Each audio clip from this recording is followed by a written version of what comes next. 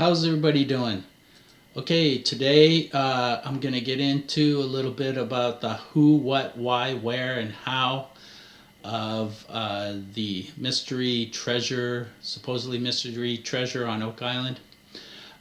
Here we have a map of, you can see it is western and northwestern France, and we're going to talk about this a little bit and the regions that are highlighted here. But the first thing I want to do is talk about the episode a little bit more on Oak Island and this seal that was brought up by Doug Kroll about the serpent mounds. Now I want to say that I'm not saying that the serpent mounds are that what is found on Oak Island aren't serpent mounds. They could possibly be serpent mounds. The only thing that I was sort of skeptical about, same as Rick Lagina, is that they were in connection with the Knights Templar. And there is a seal here that is Abraxas that was put into commission in, I guess, a charter in 1214, and it looks like it had to do with the treasury. So there may be something to this, but I'm sort of, keeping my skepticism up about the serpent mound being attached to this seal.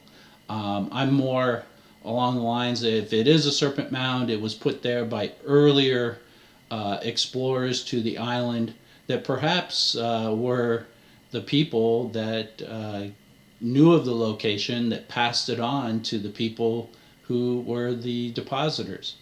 But as I was going through these seals here, and these seals are Knights Templar seals, and they are the seals of certain commanderies or locations that the Knight Templar had control of, and I would imagine the person who was in control of this area or commandery of the Knights Templar would have this seal. And there's several different seals that went to different orders or different areas of the Knights Templar, but this is the one that I want to focus on that I found. And here is the seal of the Knights Templar commandery at Saint Pierre en Retz in what is that? Bias. So at a Bias. Now this area is what I showed you on this map here. And we'll go back to Google Earth. And there it is right here is the Knights Templar commandery at Saint Pierre en Retz. And this is where that seal was found. So the seal, let's go back to that. The seal is the crescent moon and the star. Okay, let's see what I got right here. So here's the crescent moon and the star. Now, I'm making a connection here, and it is, you might say it's a little bit off the wall, but have we seen this before in any of the legends of Oak Island? This is the flag of the Micmac Indians in Nova Scotia or Newfoundland that supposedly were visited by Henry St. Clair in the late 1300s. So I'm just saying that there is a interesting connection here of this symbol of this armory in Western France that was commanded by the Knights Templar, that maybe it's connected in some way to the assemblance of this flag right here. So let's go back to Google Earth, and here is that commandery. Now, explaining here the colors. The red, okay, this is the area of Louis I. And to give you a little background, Louis I is the young lion cub of Talmont, which is on the map of Zena Halpern, who's named on the map that was given by Zena Halpern, that supposedly landed in Oak Island, or was in Oak Island, around 1347. So this red area is the area in which he had authority or control over, and it is the county of Druze, which he got by marriage, and then of course Talmont and La Tremouille. He was of the family of La Tremouille, and his descendancy was from the house of Thars, which is right here. So he was either a viscount, he was a duke of Druze, his whole family were the viscount of Thars, which is in this region, and all this area was under his influence and or control. And here is the city of Poitiers, which is a very pivotal city in this region, especially during the middle 1300s, because near here was where the Battle of Poitiers was fought, and Louis I was in that battle, fighting alongside of King John II of France, who eventually was captured by the English during that battle and brought to London.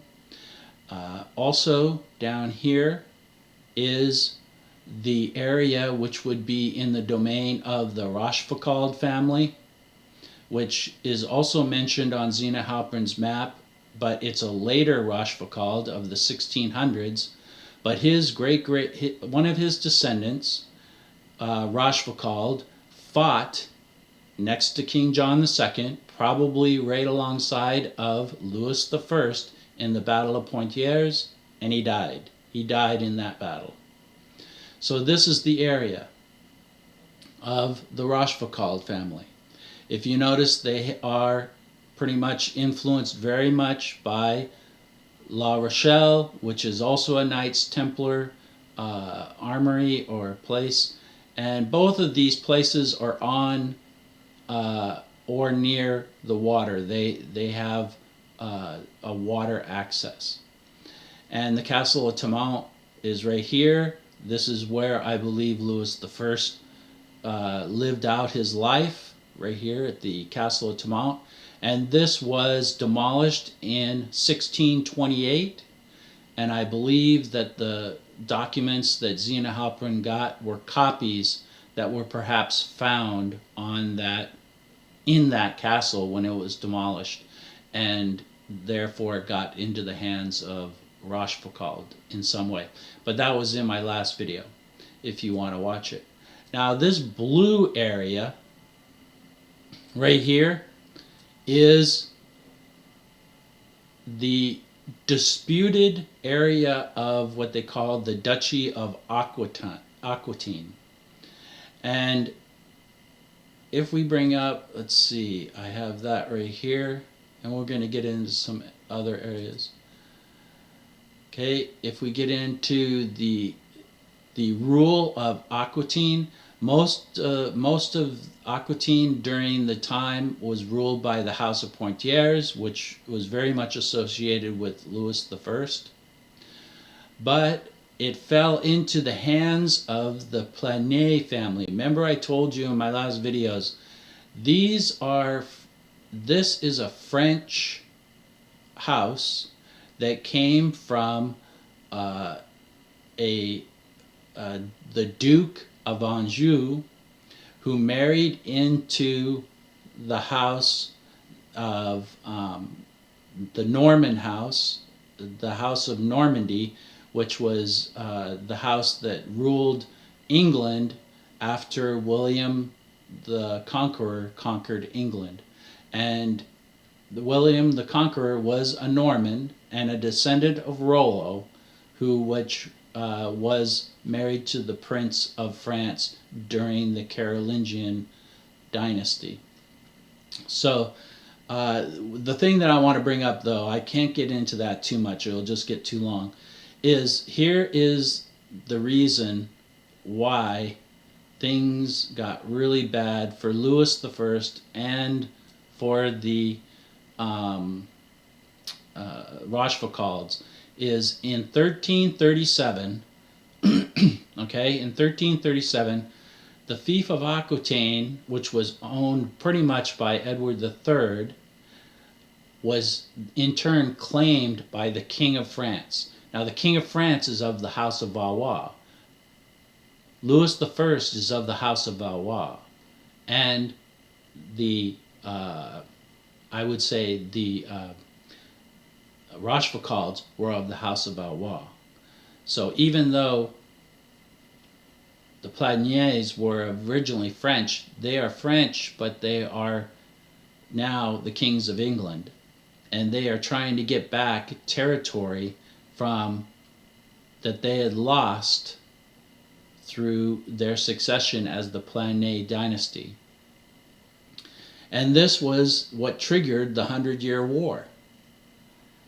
So this is why I think one of the reasons why that whatever came out of the Knights Templar and eventually ended up in the hands of the Knights Hospitaller, which I will get into later, but the Knights Hospitaller is the Order of St. John, and the Order of St. John is very much connected with the Sinclair family and Scotland.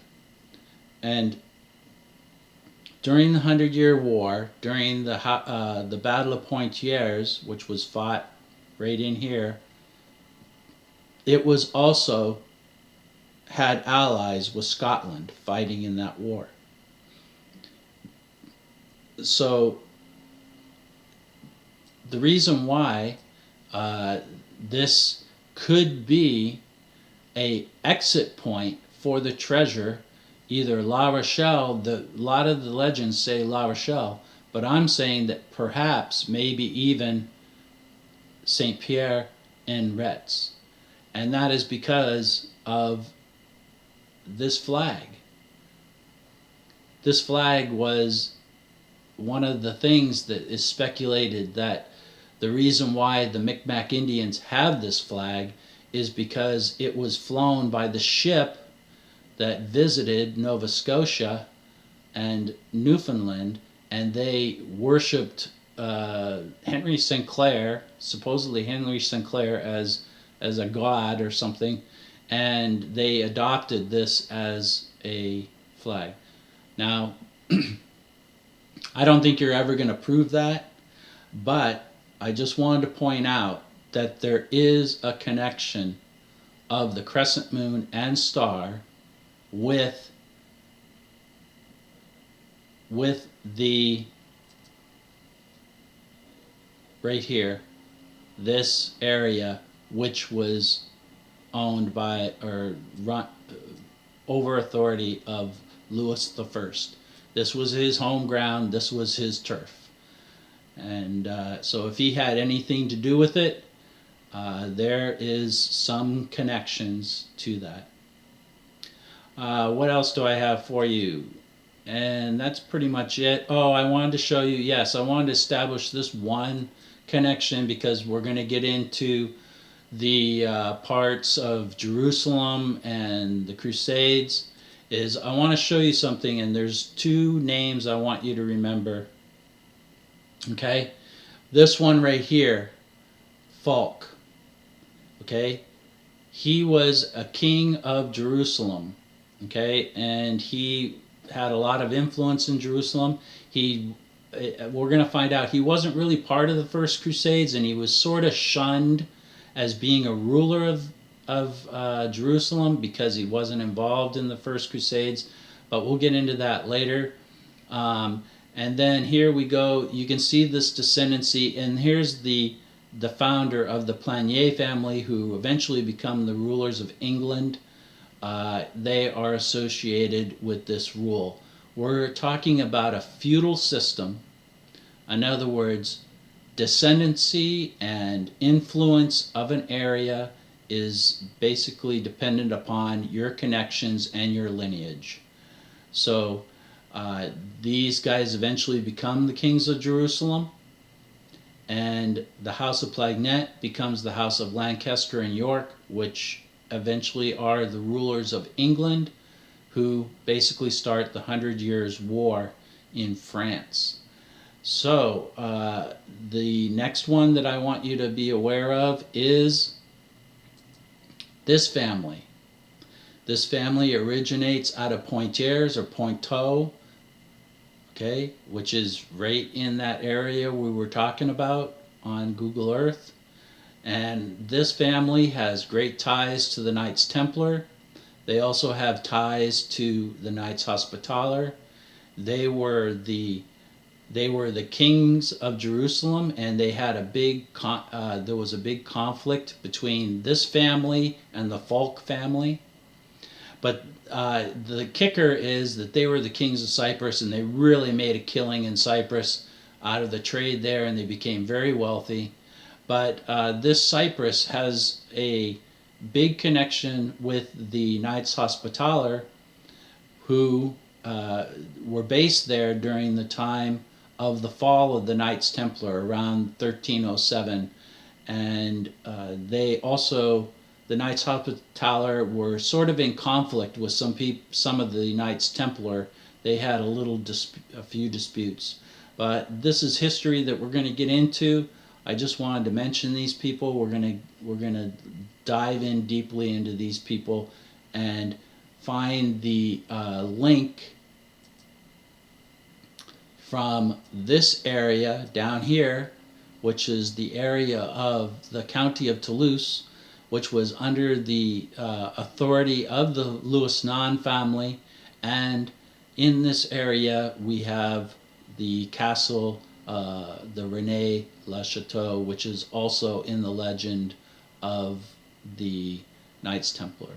So that's where we're going with this, from the Middle East to La René Chateau over into this area, from this area to Scotland, and then over. So that's what I'm going so far. If you have any comments or insight that you'd like to share, please feel free to comment, and if you want to subscribe, I'd appreciate that too. Alright, that's it for now, and I'll talk to you later.